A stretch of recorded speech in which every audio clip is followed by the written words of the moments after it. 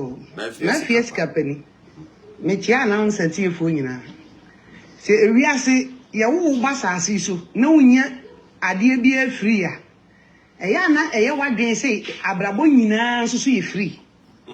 Not just a mean politician or your post conscious, say Mahama.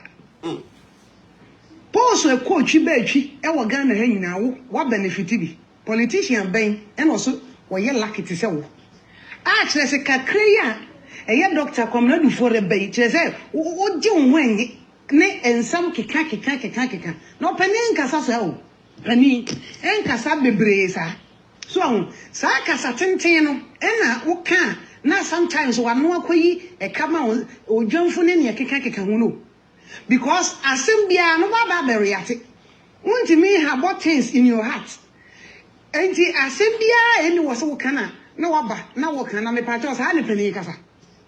Penny casasa. Posy is a winny bit that crabia, a different.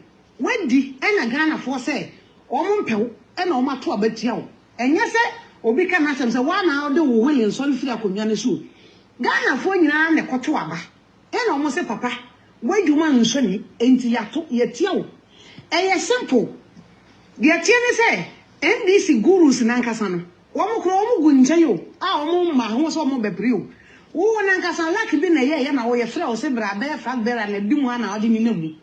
And I just one bedroom and pencil would be. Now you can't gurus now, come and now, why, nay, I look at Joke of some money, or we can equal need the whole omen in our more. So, a year a year, a cospio gabra, omen in our Doctor Comrade Duffour in our or delight. And I didn't see the papa, but pribinum, as he said, who be one Musa and hey, ya papa obey and also their papa obey me. So when mammy catch your papa obey me. And die say what did desperation, Ekika, and some sabi emphasis when you should wear penny, depending Casasa. And did daddy hand demand obey. That's it, maybe yes, a capacity, was say, a yard NDC for or more primaries, and I likely say, Dr. Comrade for Binya. All right, maybe I say. And come on, Myanmar or a war America. Yeah. Ready for a good morning, Michubia. Mama, also Casa, as President Mama. Udi Casa, Moka Nanyan, Usanda Nyanana, Eno, mine yenya bra, Jadaminda maybe ba wire when I brew airbags, may go my name as you reading Nanichi, or that's all I'm war quarterback. Monya quine or cancer. I just say so in the day.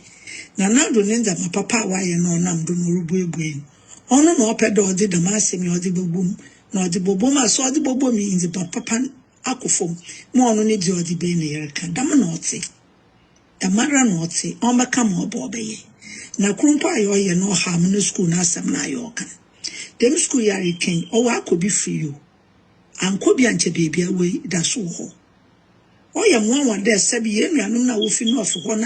One walk will be free, no one bomb any power, cassette, Adam school free. Oba, our there was sham brother to do Biaraba or Runtum. I yet the ma, or being Kada or Ribo, Nadachi Biara Oba, or Boto me half from a friend. About 10 years old, you been one man what's nephew. Today, American, shall boy your wild dash, she crassy. Sanya school free, be no quaya. In China, Wana. Mpono Rwanda secondary school wewe mana na adom no waso no do Ghana for more mayam num ayofin so 2018 so na economy ya dwene ho da yere nkonkono bio ne say so bra wo boko nanyim na afi so wona wo complain no ya won wadan ya yeta bruti ayim den zama nyina ne ba yezen ye kwoto hadze ne ba ne ya kan anu atum na Ghana de na ye kan asem metikrom ha ma de mo kotona ne boya je onu mimble mo biala na mbom Ghana de na ne boya den na yin ya yeti krom ha ye bra onya ne ya wode ya ka chon da ma sum krom ha meti ndama o ha ada metono da mebe dam na mruton nti wi ade no ruko nanyim ti mo ma yense nyame na asum twembra ne yentum yentin chenda wo beka da Ghana nkoten na ayedin ti da baby yeti paradise papa eja Fred man atono da was miniaba or say to say baby yeti paradise waka sempa. Daddy Fred, good afternoon. This is Sule speaking from South Africa. Daddy Fred, you know, from my observation, Mahama is trying to use a certain strategy on the NDC itself. Because you see, he knows very well that he still has a mountain to climb, because Dr. Duffour is there. He's also in contention for the leadership of the NDC. And therefore, he always tries to portray himself as if he is the leader of the party. As it stands today, Mahama is nobody in the NDC. But he's trying to use that strategy, putting himself in front, so that people will think that he's the leader, and then the delegates will automatically be deceived into thinking the same way. And I don't think those lawyers that he organized to make those irresponsible statements, I don't think they are fair to Dr. Duffour.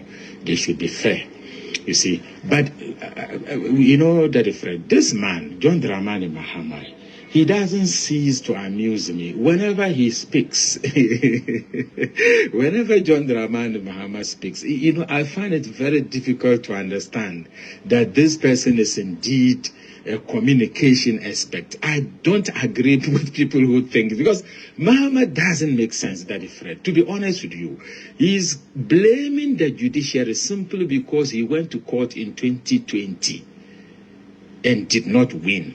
That is why he's complaining. But it's so funny. Anybody who followed the process during the petition would realize, no matter how biased a judge can be, there was absolutely no way a judge will rule in their favor. Without Seydou Nketia sitting there. Yes, sir. I mean, come on. NDC is a joke.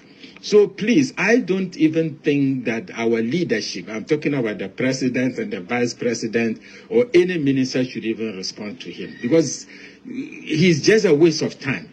They should leave John Dramani Mahama to us. We shall respond to him appropriately. Thank you very much, Daddy Fred. Sule yada sepa cha South Africa fo nyina so Nyankopon ehira. Yenkwa ha na nkotie UK. Daddy, good evening. Me pacho want to say. Nim so hu ye yen say hu ye. Daddy. Oh, me nuaba with them is strong kamebo audio no, but they sorry wa winim. Is obo audio bi kura na enwom wa akira omo say copyright in the account. Mesro say enka wo de udum nwom no na ye short one be the breme anka be me de pa anti train because of you anti train na wo de short one be fa breme na enwom na wa change me boa problems beba, right? Adofonom menu asule kan sembi em sa fe no wa join me a mama me clarify bi Mahama oh ya baba no so, but mesre osofo a onama bonten kan sembi so no ye nu asofo ye besrew nanado onye police ni e wo Ghana o Ghana mampanyini e na Ghana so mra no ye de democracy ebu oman emra no wo democracy mu no e kire se no one is above the law, equality before the law. Enti se me here ni me yade aname amemme na nado me yade na mra dimia the same ade no be na nado na wo yeso